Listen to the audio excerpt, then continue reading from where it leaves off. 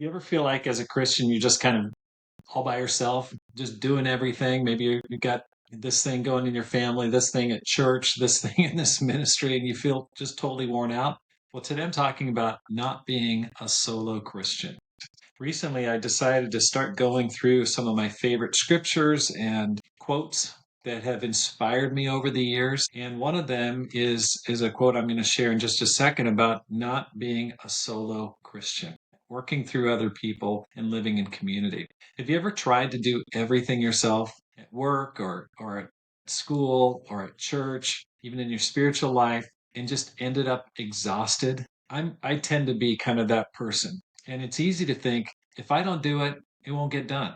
But that mindset keeps our impact so small. One of the quotes I've got here is expert Carl George said, "An effective leader accomplishes the work through others. The task is too great for one person. It's more important for the leader of a growing church to produce other leaders than to perform personal ministry." And that's not just true for pastors. That's true for every Christian who wants to make a difference, who wants to be a 10x Christian.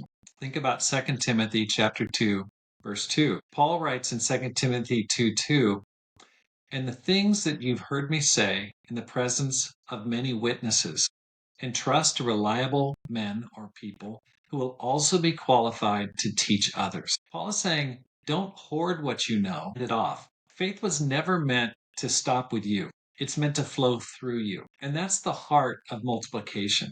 Jesus trained 12. Paul mentored Timothy. Timothy was told to train reliable people who would in turn teach others. That's 4 generations of disciples in one verse. If we want to grow the kingdom of God, and I'm assuming you do if you're watching this or listening to this, we can't just do ministry. We've got to develop ministers or leaders. And it's tempting to be the hero. Oh boy, I've fallen for this every time to try to fix everything yourself. But the 10x Christian knows the real power is in reproducing yourself in other people. I know for myself, when I think about it, the things that have made me the happiest are working with people who've grown in their faith. I'm working with a guy named Wale right now. He's really growing spiritually, and it's really satisfying.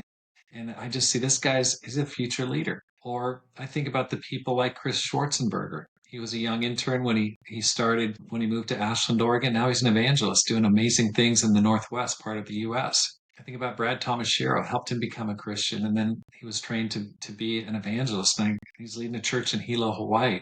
It's really, really thrilling when you're working and helping other people. But it definitely goes against my kind of solo mindset, and it's something I need to constantly remind myself to get in there and focus on helping other people. Think about it this way. A solo candle gives light to just one room, and it's not very good.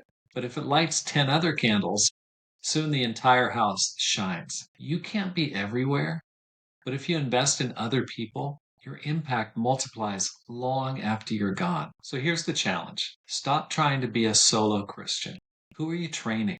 Who are you sharing with? Who are you mentoring? Who's learning from your walk with God? Some of you have been disciples for decades. Maybe it's someone younger in the faith. Maybe it's a coworker, a family member, or a friend who's searching for answers. Don't keep what God's taught you to yourself. Share it, model it, pass it on. Because the 10x life isn't about doing more alone. It's about equipping others to do what you do. Thanks for watching or listening to the Rob Skinner podcast. My goal is to inspire you to live a no regrets life. Make this life count and multiply disciples, leaders, and churches. Have a great day and make this life count.